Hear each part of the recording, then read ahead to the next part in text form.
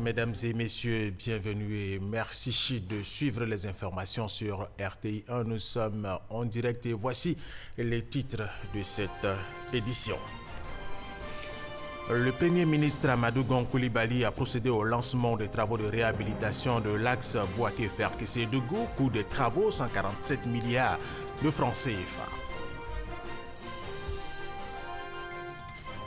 Le dossier de ce dimanche s'intéresse au cancer de la bouche ou de la face qui déforme les visages. Nos reporters, Davis Oyo et Franck Kouadio, se sont intéressés à cette maladie. Le compte rendu dans quelques instants. Le secrétariat permanent de la Commission pour l'interdiction des armes chimiques en Côte d'Ivoire a organisé un atelier de préparation d'un projet de loi de mise en œuvre de la Convention sur l'interdiction de la mise au point de la fabrication du stockage des armes biologiques ou à toxines et sur leur destruction. On en parle dans quelques instants avec Abou Sanogo. Le magazine de ce dimanche a pour terme le nouveau visage de la poste ivoirienne, une institution qui a marqué des générations, un peu perturbée aujourd'hui. Elle présente un nouveau visage. Notre invité pour parler de ce nouveau visage de la poste de Côte d'Ivoire est M. Isaac Nyamba Yao, directeur général de la poste de Côte d'Ivoire. Monsieur Isaac Nyamba Yao, merci d'avoir accepté notre invitation et à tout de suite pour les échanges. Commençons par les activités du Premier ministre Amadou Gon Coulibaly qui a procédé au lancement des travaux de réhabilitation de l'axe Bouaké-Ferkessé-Dougou, c'est du centre au nord de la Côte d'Ivoire. Voyons son arrivée à Katiola avec Abdoul Kader Sogodogo Guédouma du RTI Bouaké. Samedi 11 novembre 2017, il est 11h20. L'hélicoptère transportant le chef du gouvernement ivoirien Amadou Gon Coulibaly atterrit au stade Thomas d'Aquin de Katiola. Le Premier ministre est présent pour le lancement des travaux de réhabilitation de l'axe Bouaké-Ferkessé-Dougou, accueilli par le préfet de région.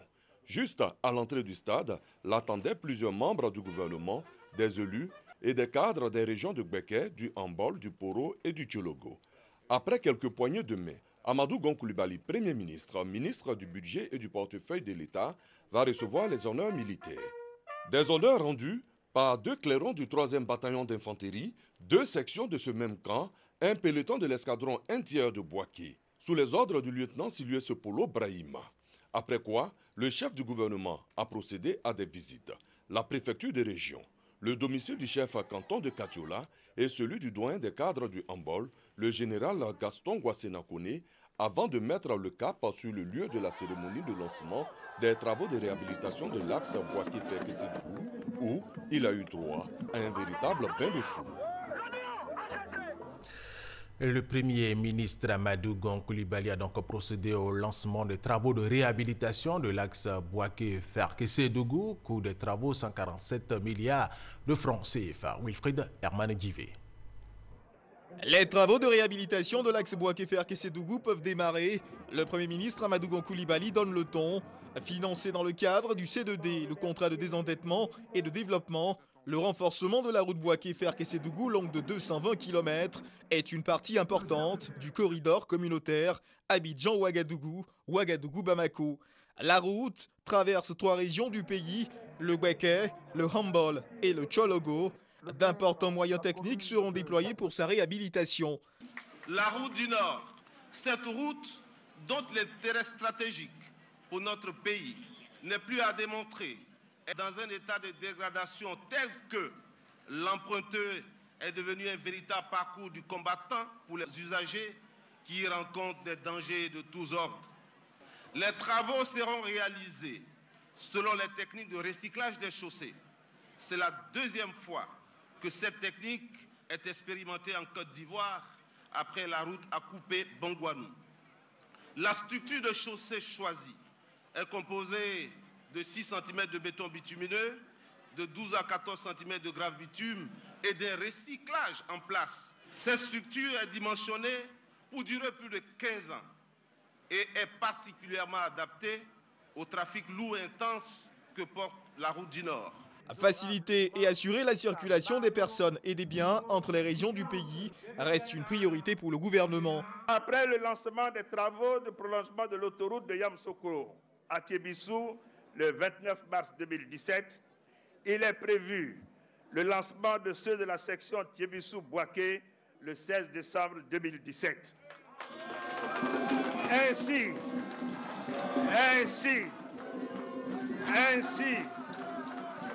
à l'achèvement de tous ces travaux, dans 24 à 30 mois, nous aurons une autoroute d'Abidjan jusqu'à Bouaké et une route neuve de Bouaké jusqu'à Ouangolo-Dougou en passant par Ferkessé-Dougou. Oui, c'est cela l'engagement de Alassane Ouattara, c'est cela l'engagement d'un homme de parole. Dans 3 ans, on aura une autoroute d'Abidjan à Bouaké et on aura une route neuve de Bouaké jusqu'à Ouangolo-Dougou en passant par Ferkessé-Dougou. La réhabilitation de cette voie permettra également un accès plus rapide au port d'Abidjan pour l'intérieur du pays et les pays de l'Hinterland. Coût global des investissements, 147 milliards de francs CFA. Durée des travaux, 24 mois. Nous vous proposons maintenant d'écouter les réactions des populations heureuses de la réhabilitation de l'axe Bouaké-Ferkessé-Dougou. Nous venons de vivre une cérémonie exceptionnelle, présidée en personne par son Excellence, Monsieur le Premier ministre, qui a lancé le projet de réhabilitation de la route Bouaké-Ferkessé-Dougou, qui est un projet qui était tant attendu par l'ensemble de nos populations. Nous sommes très heureux de cette manifestation et nous en profitons pour rendre un vibrant hommage à son Excellence le Président Alassane Ouattara pour sa grande vision stratégique du développement pour notre pays et également à l'endroit de Monsieur le Premier ministre pour ce geste qui nous va droit au cœur. Un grand moment pour les 3 régions, le Hambol, le Tchologo et le Bouaké bien sûr. Merci au Président de la République.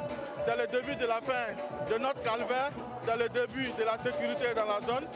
Avant-hier, nous avons pris cette route de Korogo à Bouaké et nous savons combien elle est dégradée.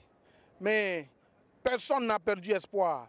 Tous les fils de Bouaké, Katiola, Niakara, Ferké, Korogo, avons tous gardé espoir parce que nous savons que le président Alassane Ouattara, tôt ou tard, finira par pencher sur cette question de la reconstruction, de la réhabilitation de cette voie. Avec Wilfried Herman Djivé chez notre reporter, l'un de nos reporters sur place, parlons de la dégradation de l'axe Bouaké-Ferkessé-Dougou, une voie qui est fortement dégradée. Regardez. Kanawolo, Niakara, Fronan, nous sommes en route pour Katiola. Constat, plusieurs véhicules sont stationnés en bordure de route pour raison de panne technique. Des pannes qui, de façon générale, seraient liées à l'état de fatigue extrême de la route. Attendu pour des livraisons, le camion de Konaté Yacouba vient d'en faire les frais. Qu'est-ce qui a fait que le camion s'est immobilisé sur la route? Tellement il y a trop de trous sur la voie là. J'ai rentré dans un trou, ça là est sorti.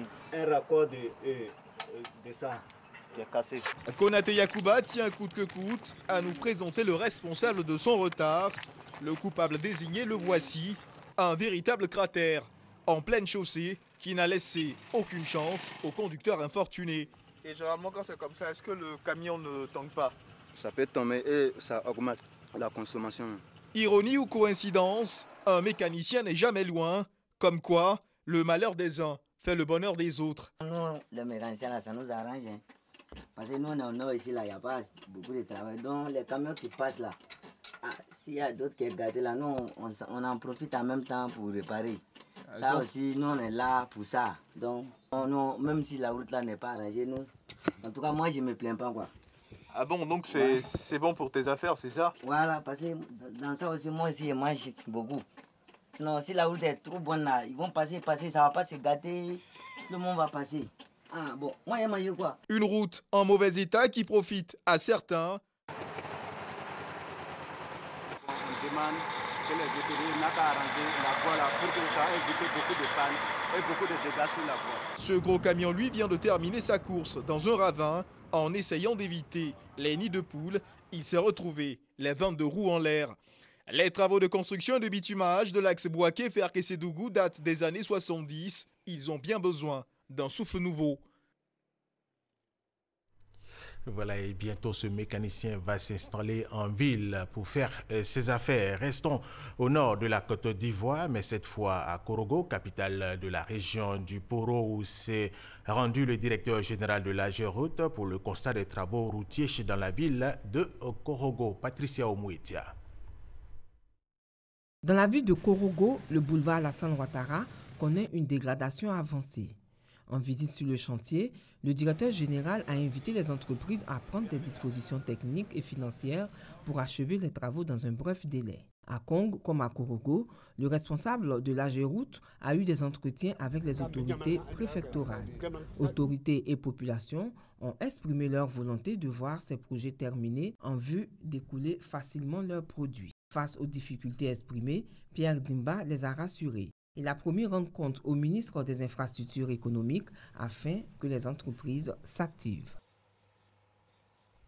Nous vous le disions dans nos titres, le secrétariat permanent de la Commission pour l'interdiction des armes chimiques en Côte d'Ivoire a organisé un atelier de préparation d'un projet de loi de mise en œuvre de la Convention sur l'interdiction de la mise au point de la fabrication et du stockage des armes biologiques ou à toxines sur leur destruction. Abou Sanogo nous en parle. Un atelier sur la mise en œuvre de la Convention sur l'interdiction des armes biologiques ou à toxines. Des experts, des représentants des ministères et des institutions nationales parties prenantes à la Convention sur l'interdiction des armes biologiques ou à toxines, qui ont une expertise en matière de rédaction juridique et réfléchissent sur la préparation d'un projet de loi de mise en œuvre de la Convention sur l'interdiction de la mise au point de la fabrication et du stockage des armes bactériologiques ou à toxines et sur leur destruction. Il s'agit de s'assurer que les agents biologiques et les toxines ne soient pas utilisés contre l'humanité. Et il faut désormais adopter la législation pour mettre en œuvre la Convention et s'assurer que les obligations internationales sont bien respectées au niveau national. La Côte d'Ivoire a ratifié la Convention sur l'interdiction des armes biologiques ou à toxines le 23 mars 2016 et travaille depuis activement à la traduction des obligations de la Convention dans son système juridique national. Au vu de la qualité des personnes retenues pour cet atelier, il n'y a aucun doute sur le fait que de ces travaux sortiront les tests idoines qui permettront à la Côte d'Ivoire de remplir ses obligations vis-à-vis de la Convention considérée. La Convention interdit les armes biologiques, elle interdit leur usage, leur développement, leur fabrication, un certain nombre d'activités. Et d'un autre côté, elle favorise aussi le développement des utilisations pacifiques des agents biologiques et des toxines. Cette rencontre a bénéficié de l'assistance de l'Union européenne, gérée par l'unité d'appui à la Convention sur l'interdiction des armes biologiques ou à toxines, qui est une structure du Bureau des affaires de désarmement des Nations Unies en collaboration avec le secrétariat permanent de la Commission pour l'interdiction des armes chimiques en Côte d'Ivoire. Autre information, le Forum des directeurs de publication de Côte d'Ivoire a organisé un atelier de formation à l'intention de ses membres. Objectif, permettre aux directeurs de publication d'être outillés en vue de rendre attractifs les contenus éditoriaux de leurs journaux et contribuer à la professionnalisation de la presse en Côte d'Ivoire. Marcel Ala, Issaïo, Tchonan. Plus de 20 directeurs de publication se forment pour l'amélioration du contenu éditorial, au respect de l'éthique et la déontologie dans le traitement des faits. Une initiative du Forum des directeurs de publication de Côte d'Ivoire. Les lignes éditoriales sont diverses, certes, mais il faut faire en sorte que nous devenions professionnels. Et c'est cette formation-là que nous avons fait. Un journal aujourd'hui, un quotidien dans nos pays, c'est 300 francs. 300 francs, c'est 2 baguettes de pain. Est-ce que si je paye 300 francs un journal, au niveau intellectuel, est-ce que j'ai de la matière pour 300 francs? Mais est-ce que c'est la même chose pour le journal? C'est ce que nous avons essayé de développer avec nos amis, pour qu'ils comprennent qu'il ne suffit pas de noircir des colonnes, il faut noircir des colonnes avec des articles qui ont un intérêt pratique et stimulant pour le lecteur. Ça a été un séminaire qui est venu à propos, un séminaire très enrichissant. Le thème du jour qui a été développé donc, est un thème qui nous a permis de comprendre que nous avons toujours la possibilité donc, de mettre en valeur le contenu éditorial de nos journaux. Le parrain de la cérémonie a exhorté les journalistes à être professionnels dans l'exercice de leur métier. Avec l'avènement des réseaux sociaux, la presse papier reste un outil indispensable, surtout pour les gens de notre génération. Nous avons même des enfants qui, le matin, se battent avec nous pour lire le journal. Je pense qu'il faut rester dans cette ligne-là parce qu'on se rend compte de la qualité du travail qui est fait dans les journaux papier. Et pour moi, j'attache beaucoup d'importance à cela. Placé sous le thème « Directeur de publication, quelle stratégie pour la mise en valeur du contenu éditorial ?» Cette formation vise une presse de qualité en Côte d'Ivoire. Le dossier de ce dimanche s'intéresse au cancer de la bouche ou de la face qui déforme les visages. Les reporters Davis Oyo et Franck Kwadio se sont intéressés à cette maladie. Le regard hagard. Le cancer a causé bien de ravages sur le visage de Irié, au point même de modifier le son de sa voix. Accusant également certaines pratiques occultes, Eugène n'a pas vite pris conscience de son état. Aujourd'hui, sa mère et lui ont leur espoir fixé sur la chirurgie maxillo-faciale. Ça a commencé par la carie dentaire, puis au fur et à mesure, ça a commencé à s'enfler. Je suis parti à l'hôpital, le président des médicaments, quand il a pris la douleur a cessé. Ils m'ont dit que c'est un son qui m'a lancé. Ils font d'aller chez les guérisseurs, traîner. Ça fait que ça a développé jusqu'à ce niveau qui est là. Grâce au docteur, on a fait la première opération que vous voyez là. Ils ont fait la biopsie, ils ont retiré la chair pour aller dans un laboratoire pour savoir c'est quel genre de maladie que c'est. Ils ont trouvé que c'est une tumeur. Quand je le vois, je ne fais qu'à pleurer seulement. Je n'ai pas les moyens. Voilà mon problème. Irié, puis Eugène, le spécialiste traitant de ces deux patients affirme qu'il s'agit d'une tumeur maligne, l'étape la plus dangereuse. Ce qu'on appelle les cancers. Donc ce sont les tumeurs les plus redoutables qui évoluent vite, qui entraînent des douleurs et qui engagent le pronostic vital. Certaines pathologies sont dues à des facteurs que l'on peut éviter. Il y a des facteurs favorisants, il y a notamment l'alcoolisme, le tabagisme, surtout la double intoxication alcoolo-tabagique. Donc le seul conseil que nous on peut leur donner, c'est de venir tôt pour qu'on puisse faire des diagnostics précoces au stade de lésions précancéreuses. En ce qui concerne la pathologie infectieuse, donc c'est généralement à partir d'une douleur dentaire, la carie dentaire qui est la porte d'entrée, qui est l'infection qu'on appelle la cellulite.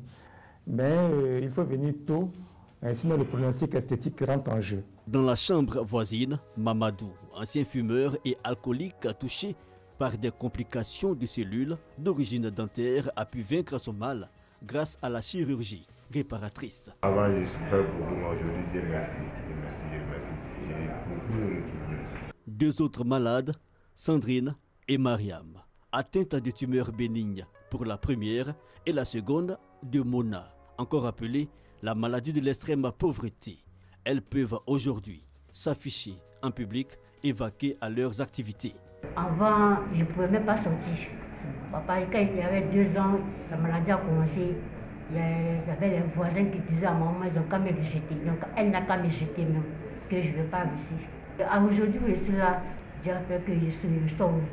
En ce qui concerne Mariam Koné, c'est un cas de réparation. C'est une jeune dame qui présentait ce qu'on appelle des séquelles de Noma. Et là, on est au stade de reconstruction prothétique au niveau des dents. Et donc, il faut qu'on mette une prothèse qui soulève bien la lèvre, le nez et améliore l'aspect final de cette patiente. Des opérations réussies grâce au service de stomatologie de la chirurgie maxillo-faciale du CHU de Cocody, un service peu connu. Lorsque vous allez à l'intérieur, vous allez voir des patients avec des grosses tumeurs qui se promènent tranquillement ou alors des fentes qui se promènent tranquillement dans la nature, mais ils ne savent pas qu'on peut opérer. Ça fait que cette méconnaissance-là qui fait qu'on a un taux de fréquentation de 300 malades hospitalisés par an dans notre service et c'est à peu près la moyenne des autres services. Donc on pourrait chiffrer à peu près 1000 hospitalisations par an, ce qui est vraiment peu par rapport à une population ivoirienne qui est cotée à près de 22 millions d'habitants. Et pour ce qui concerne la prise en charge, elle n'est pas forcément à portée de toutes les bourses.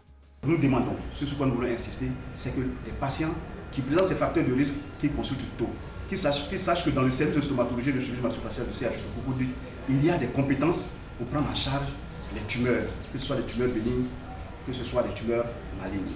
Le coût est élevé parce qu'il faut payer les médicaments, il faut se faire opérer, et quand il faut aller faire la radiothérapie dans un pays étranger, il faut de gros moyens. Le service de stomatologie chirurgie maxillofaciale s'occupe de toutes les affections de la bouche et de la face. En Côte d'Ivoire, plus de 1000 malades sont hospitalisés chaque année. Créé depuis 1975, le service de stomatologie chirurgie maxillofaciale existe au CHU de Cocody, de Trècheville et de Boaké. Allez, tout à fait autre chose à présent. Le Rotary Club à Abidjan Elixir a fait un important don alimentaire aux pensionnaires de l'école ivoirienne des Sourds, une action pour renforcer le besoin alimentaire de cette école. Franck Kouadio.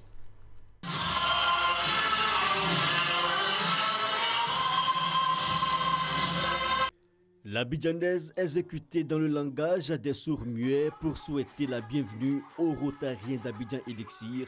Nous sommes à l'école ivoirienne des sourds. Les pensionnaires de cet institut reçoivent un important don alimentaire, don composé de sacs de riz, de bidons d'huile, de pâtes alimentaires et d'oignons.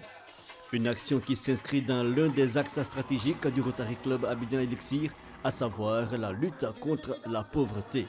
Nous tenions à venir faire un don à l'école nationale des sourds de Côte d'Ivoire. Et nous tenons à ce que les enfants soient dans un environnement adéquat pour pouvoir donner tout ce qu'ils peuvent.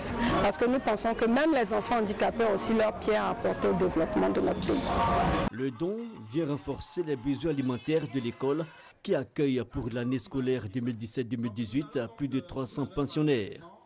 Comme tous les enfants de ce pays, ces enfants ont besoin d'une éducation. Et puisque nous sommes à régime d'internat, le volet alimentaire est très important. Quand nous savons que pour que l'enfant soit disposé à suivre en classe, il faut qu'il ait le ventre plein. Et pour nous, c'est un honneur. C'est des expressions animées par la joie et la convivialité et le ressenti d'avoir servi des enfants qui en avaient besoin. Club Service évoluant dans l'humanitaire, le Rotary Abidjan Elixir entend diversifier ses actions sur l'ensemble du territoire afin de contribuer au bien-être des populations. La culture du manioc comme moyen de lutte contre la pauvreté, c'est cette idée que l'organisation non gouvernementale Action des femmes d'Afrique a partagée avec les femmes de Dimbokro et Jeanne Atoupé.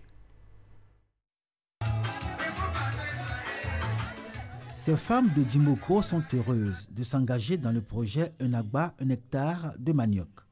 Projet présenté dans tout son intérêt et sa portée par son initiatrice Zieliane, députée de Bokanda. Les femmes de Dimbokro, touchées par les arguments avancés lors des échanges, voient en ce projet un moyen complémentaire pour leur autonomisation. On n'a pas de groupement en tant que tel, mais les femmes se regroupent en petite quantité, 5, 10 femmes, pour faire un peu d'attiqué, peut-être 5 paniers, 10 paniers qu'elles vendent sur le marché. Maintenant que ça va se faire à grande échelle, ça va nous aider. Les chefs de village sont appelés à poursuivre la sensibilisation des populations pour une adhésion massive au projet Un Agba, un hectare de manioc. Depuis son lancement il y a 2 ans, toutes les localités de la région du Zi ont été arpentées par les initiateurs. Ils ont demandé aux autorités coutumières de faciliter l'accès aux terres. Les chefs eux-mêmes ont indiqué qu'ils attendent en retour une offre de garantie sur les volets commercialisation et transformation du manioc. Notre responsabilité, c'est de galvaniser nos populations, de les encourager et que l'usine soit implantée effectivement afin que ce projet puisse vivre. À ce jour, les adhésions au projet Un Agba, un hectare de manioc sont massives. Plus de 3000 hectares de plantations sont en production sur les 10 000 attendus. La présidente de l'ONG AFA, Zieliane, rassure, les usines de Bokanda et Dimbokro seront prêtes avant fin 2018. Allons au chapitre religion de cette édition. La division Afrique de l'Ouest et du Centre de l'Association générale des Adventistes du 7e jour vient de faire le point de ses actions de l'année écoulée et planifier ses activités à venir. Isaïe Ochono. L'Association générale des Adventistes du 7e jour, en concile des fins d'année à Grand Bassam, La rencontre des fidèles chrétiens de cette église dans la ville balnéaire donne l'occasion d'évaluer les actions de l'année écoulée et de planifier les activités à venir dans les domaines de l'éducation et de la santé. Nous avons 13 divisions dans le monde, mais la division que nous couvrons a 3 universités. Voilà. Et donc 3 universités, une au Nigeria, une au Ghana et une au Cameroun. Ce sont les universités que nous avons. Quant aux écoles secondaires, nous avons 250. Des écoles secondaires, je veux dire lycées que nous avons en Afrique de l'Ouest. Nous avons aussi au moins 4 hôpitaux, y compris un hôpital spécialisé dans les maladies cardiaques. Le pasteur Biagi, vice-président de la conférence générale des adventistes du 7e jour, a exhorté les membres de l'Église à œuvrer pour le bien-être des populations. La division Afrique et du centre de l'Association générale des adventistes du 7e jour compte 22 pays pour 865 000 membres. Au niveau mondial, l'Église adventiste du 7e jour revendique 18 479 257 membres. Au nombre des projets figure en bonne place la construction d'une université privée en Côte d'Ivoire dans les années à venir. 90 pèlerins chrétiens issus de différentes églises évangéliques viennent d'effectuer un pèlerinage en Israël. Ces pèlerins ont été pris en charge par l'État de Côte d'Ivoire et ils ont visité plusieurs lieux qui ont marqué la vie de Christ. Adrienne Grascando. Israël, lieu de pèlerinage par excellence, accueille chaque année des milliers de pèlerins venant de tous les continents. Cette année, la fête des tabernacles s'est déroulée en plusieurs étapes. La délégation ivoirienne et celle des autres pays ont parcouru le désert et Jéricho en passant par la mer Morte et une parade. Les représentants ivoiriens se sont habillés en tenue traditionnelle et une marche des pèlerins sur 5 km avec plus de 60 000 personnes. Nous sommes venus pour nous, c'est une occasion pour nous de dire à Dieu que voici la Côte d'Ivoire. On a eu un message fort, on a eu des prières, on a loué Dieu, on a apporté aussi des offrandes, oui bien sûr, au Dieu d'Israël. Nous sommes venus par toute la délégation ivoirienne qui a prié pour le pays. Nous avons participé à la Sainte Seine pour rappeler notre image restaurée dans le Seigneur. Ce pèlerinage initié par le ministère de l'Intérieur à travers la direction des cultes a été marqué également par plusieurs visites des lieux saints, entre autres les villages bibliques de Nazareth et de Cana, où le premier miracle de Jésus a eu lieu. Merci pour la discipline qui a été observée durant ce parcours. Le pèlerinage sur la fête des tabernacles a été sanctionné par une remise de diplôme de participation aux pèlerins. Emmanuel Mobiyina Freide Oshofa, pasteur mondial de l'église du christianisme céleste, est en Côte d'Ivoire. Il est venu célébrer avec les fidèles de cette église les 70 ans de cette communauté chrétienne. Serge Koulia. Le pasteur mondial de l'église du christianisme céleste, Emmanuel Oshofa, est arrivé en Côte d'Ivoire le samedi 11 novembre pour célébrer avec les fidèles les 70 ans de la communauté céleste. Aux côtés du seigneur évangéliste Canon Luc, il a été accueilli avec ferveur à la paroisse Saint-Gabriel d'Aboubou-Akikwa. Une occasion pour le pasteur mondial de délivrer un message d'unité. Pour lui, cette célébration est un instant glorieux qui marque la longévité de l'église du christianisme céleste. Les fidèles ont prié pour la paix en Côte d'Ivoire avant de se retrouver dans la soirée pour un concert religieux à la gloire de Dieu.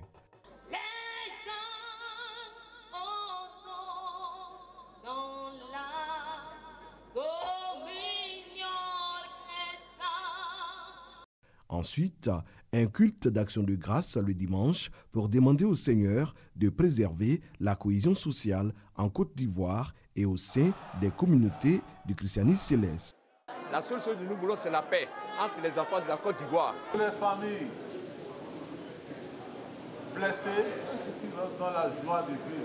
Amen. Le pasteur mondial Emmanuel Oshofa effectuera des visites dans plusieurs églises avant d'achever son séjour en Côte d'Ivoire par une conférence de presse.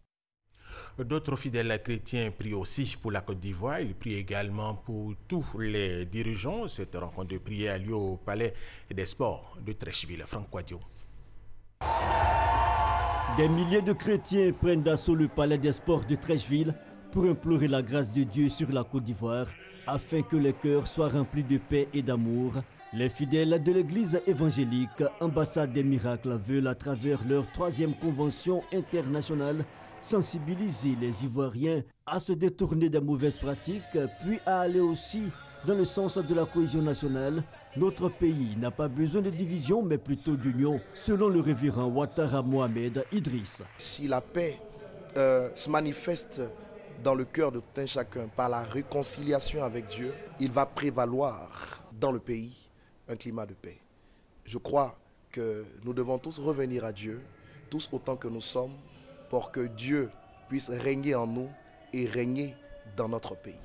Une façon pour l'Église de jouer son rôle dans la société. Le thème de cette 3e convention est que ton règne vienne. Pour les fidèles chrétiens, ce moment est plus que nécessaire. C'est pourquoi ils adhèrent pleinement. Nous demandons à Dieu la paix, que la paix revienne, que sa volonté soit faite. Donc nous voulons sa miséricorde, qu'il nous pardonne de ce que nous avons fait. Quand il n'y a pas de paix dans un pays, c'est très difficile pour tout le monde de vaquer nos occupations, que la paix véritable revienne et ensuite la réconciliation entre tous les fils et filles de cette nation. Pendant près de 10 jours, prières, louanges, prédications, chants et danses vont meubler ce programme. Cette 3e convention enregistre la participation d'orateurs venus de divers horizons, de même de chrétiens en provenance de pays africains et outre-Atlantique. À l'occasion de la célébration de la fête de l'Igname dans le royaume douablin, le roi Nanan Nibile II a demandé une messe d'action de grâce pour la paix en Côte d'Ivoire. Kwasi Mamadou. Cette année encore, la tradition a été respectée dans la célébration de la fête de l'Igname chez le peuple Agni douablin. Après les rituels du vendredi, le représentant du roi Nanan Nibile II, la reine-mère, les cadres et l'ensemble des populations sont retrouvés à la paroisse Saint-Maurice d'Agni-Bilekro pour une messe d'action de grâce le dimanche. Un moment pour demander l'assistance du Tout-Puissant pour la paix durable en Côte d'Ivoire et surtout pour le développement de la nation ivoirienne. Cette messe d'action de grâce a été la toute première messe du père Ange Aimé Kwame, fils du royaume. Le nouveau prêtre a appelé le peuple à la charité, au partage, à l'amour du prochain et surtout au pardon. Des valeurs cardinales pour bâtir, selon lui, une société saine et une nation prospère. Et donc, il revient à chaque fidèle chrétien, à chacun, de poser des actes concrets, des actes d'amour, des actes de paix, de tolérance, des actes de bonté. On a adoré les mannes de nos ancêtres. Aujourd'hui, nous sommes à l'église.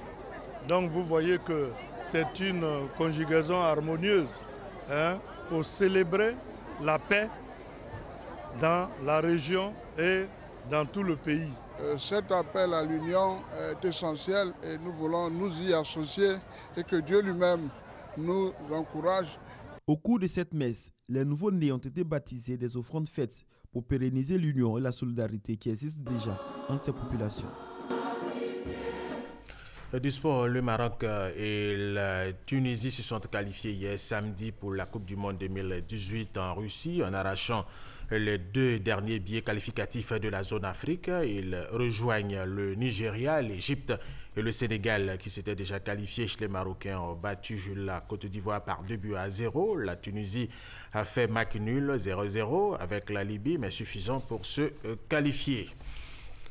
Voilà le magazine de ce dimanche à pour thème le nouveau visage de la poste ivoirienne, une institution qui a marqué des générations, un peu perturbée aujourd'hui, il faut le dire. Elle présente un nouveau visage. Notre invité pour parler de ce nouveau visage de la poste est M. Isaac Nyabayao, directeur général de la poste de Côte d'Ivoire. Monsieur Nyabayao, merci d'avoir accepté notre invitation. Comment se porte la Poste de Côte d'Ivoire? Merci pour cette invitation. La Poste de Côte d'Ivoire se porte de mieux en mieux. Vous pouvez le constater, depuis 2011, l'intitulé du ministère qui a en charge la Poste de Côte d'Ivoire s'appelle ministère de la communication, de l'économie numérique et de la Poste. Donc l'appendice La Poste est bien marqué parce que les autorités ivoiriennes ont mis la Poste de Côte d'Ivoire au centre de l'action.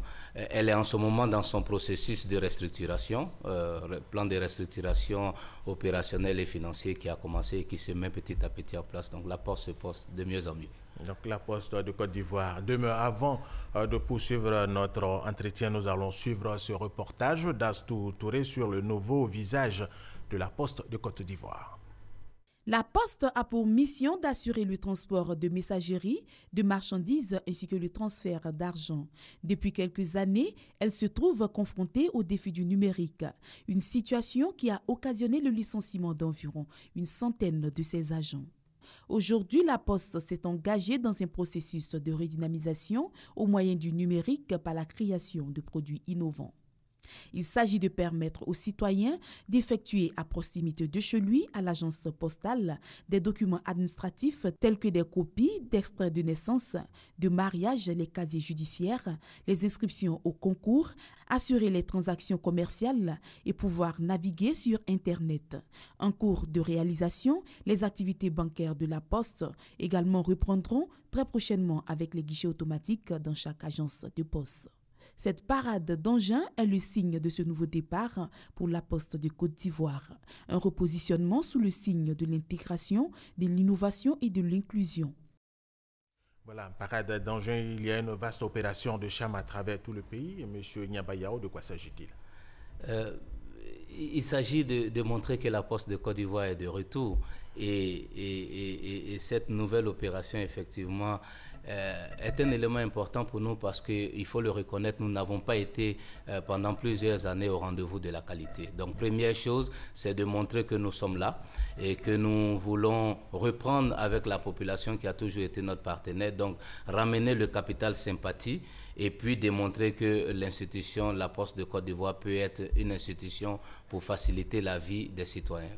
Très bien. Alors, la Poste et les technologies de l'information et de la communication, comment intégrer les TIC aujourd'hui indispensable, je dirais, à la vie quotidienne, indispensable à la Poste également? Oui, c'est une question qu'on nous a toujours posée. Est-ce que l'arrivée des TIC ne va pas tuer la Poste? Bien au contraire, la Poste est obligée d'intégrer les TIC pour justement se réorienter ou du moins définir un nouvel axe stratégique. Nous avons des activités traditionnelles qui vont continuer, mais qui vont donc ajouter les TIC ou les technologies pour apporter ce qu'on va appeler des services à valeur ajoutée. Si vous regardez notre métier, ça a toujours été l'acheminement de colis et paquets. Les volumes de courrier sont en forte baisse, mais aujourd'hui, il y a un nouveau volume qui est en train de monter en puissance ou en termes de volumétrie. C'est les colis et les paquets. Justement, avec le e-commerce, la Poste va se repositionner pour reprendre son métier de logisticien qui est l'acheminement de colis et paquets. Donc, les technologies de l'information pour permettre à la Poste de se relancer durablement. Alors, très bien. Alors, qu'en est-il de la formation de vos agents? Cette intégration, bien sûr, je veux dire. Formation de nos agents, c'est quelque chose d'indéniable parce que vous avez suivi l'actualité. Dans le plan de restructuration de la Poste, effectivement, il y a une invitation au départ pour les plus anciens et puis du renforcement des capacités pour ceux qui resteront parce que les clients sont de plus en plus exigeants. L'environnement a changé, mais pour les plus jeunes qui rejoignent l'équipe La Poste, il y a besoin aussi de les former aux nouveaux métiers de La Poste et aussi à la prise en compte des technologies pour que le client, in fine, soit satisfait. Alors, M. Nyabayao, vous êtes un partenaire, je veux dire, La Poste, avec des structures financières pour relancer vos activités. Comment ce partenariat va profiter à La Poste? Les populations nous ont toujours demandé de reprendre notre place de conseiller financier. Parce que vous savez que depuis des années, nous avons été auprès des populations, en tout cas pour ce qui concerne les services financiers.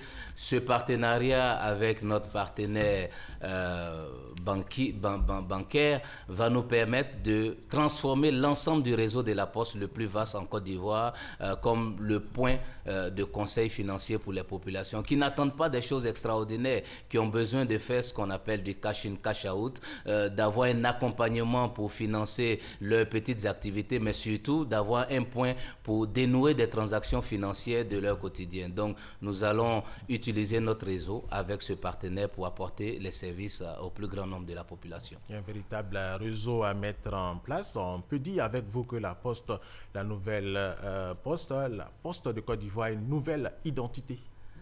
Elle a une nouvelle identité. Déjà, elle a changé de logo, mais je pense que le plus important, c'est est-ce que son catalogue produits et services a changé? Oui. Et surtout, elle est en train de reprendre sa place qu'elle n'aurait pas dû perdre.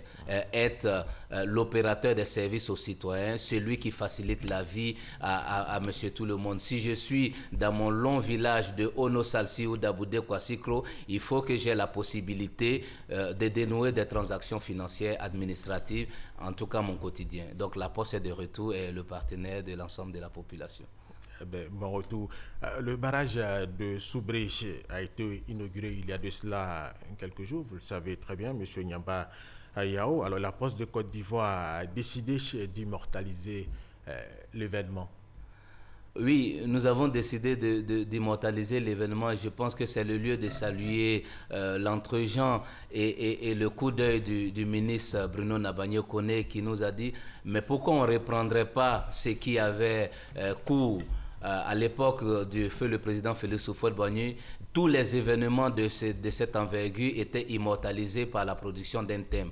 Et n'oubliez pas que le thème est celui qui voyage le plus. Donc le monde entier, à travers ce thème, saura qu'en Côte d'Ivoire, à telle date, a été inauguré un barrage de cette envergure et la Poste joue son rôle d'agent de communication de l'État de Côte d'Ivoire. C'était pour nous une occasion de marquer le retour de cette grande institution.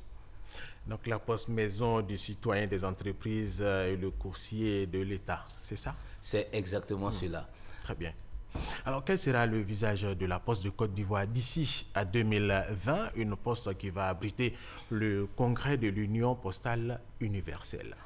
C'est un défi très important parce que 194 pays vont visiter la Côte d'Ivoire, 3000 personnalités du secteur postal vont venir en Côte d'Ivoire. Premier élément, il faut présenter une poste moderne et à la pointe de la technologie, mais du service de qualité. Mais un élément important, c'est qu'au moment où nous recevons l'ensemble de toute cette communauté postale, il faut rappeler que la première et la dernière fois que l'Afrique a accueilli le congrès, c'était en 1934 en Égypte. Donc le monde entier, ou toute l'Afrique, a besoin de se retrouver en terre africaine pour célébrer la poste. Donc la Côte d'Ivoire a un double challenge de remettre son institution postale de façon moderne, mais aussi de réussir ce rendez-vous des postes du monde. Donc nous allons travailler à cela et des choses ont commencé à se mettre en place pour accueillir donc cet événement. Donc en 2020, la Poste devra bien se porter et recevoir cette famille postale. La date exacte de cet événement? Alors, nous sommes en train d'ajuster le calendrier, mais je puis vous dire que c'est entre mars et fin avril 2020 pour recevoir donc la communauté postale mondiale en terre ivoirienne. Alors très bien, cette nouvelle dynamique, M. Nyamba Yao, inclut-elle la création de nouvelles agences sur le plan national? Oui, la création de nouvelles agences, mais dans un format un peu plus stratégique. Nous avons un réseau de 200 agences qu'il faut d'abord réouvrir sur l'étendue du territoire parce qu'une trentaine reste encore en réhabilitation au nom de la crise que nous avons connue. Mais nous avons une autre dynamique, c'est de mettre en place des points relais postes parce qu'en ce moment, avec les collectivités décentralisées et les élus locaux, les sous-préfectures qui avaient des bureaux de poste ont accouché de nouvelles sous-préfectures et l'ensemble du territoire a besoin d'avoir une présence postale pour ce qu'on va appeler donc le point de service administratif ou financier des citoyens. Donc nous allons déployer des milliers de points relais postes et de points contacts pour permettre aux citoyens d'avoir accès aux services à proximité de leur maison ou dans leur localité respective. Monsieur Nyamba Yao, avec toutes ces réformes, alors les postes des agents ne sont pas menacés? Bien au contraire, les agents sont de plus en plus épanouis parce qu'il y a un nouveau contenu. Et je pense que une des plus grosses fiertés, c'est de savoir que nos bureaux qui étaient vides il y a quelques périodes, commencent à connaître de la fréquentation. Donc c'est un élément de motivation pour les agents, mais bien au contraire, il y a des nouvelles activités qui se créent. Donc opportunité d'emploi pour des jeunes, mais aussi opportunité de bonifier des positions pour ceux qui sont déjà en fonction à la Poste de Côte d'Ivoire. Nous allons terminer avec cette dernière question, l'avenir de la Poste de Côte d'Ivoire. Ça va être un avenir radieux où cette grande institution d'État va participer au développement économique de ce pays. De toutes les façons, elle est déjà partie pour être l'interlocuteur pour réussir des questions d'inclusion financière, inclusion sociale, mais inclusion numérique, puisque l'ensemble du réseau de la Poste va devenir des cybercafés pour l'ensemble de la population et des points d'accès à Internet. Bon chemin. Merci. Monsieur Niambayaou. Voilà, c'est la fin de ce magazine. C'est la fin de cette édition. Merci de l'avoir suivi et restez avec nous sur RTI 1.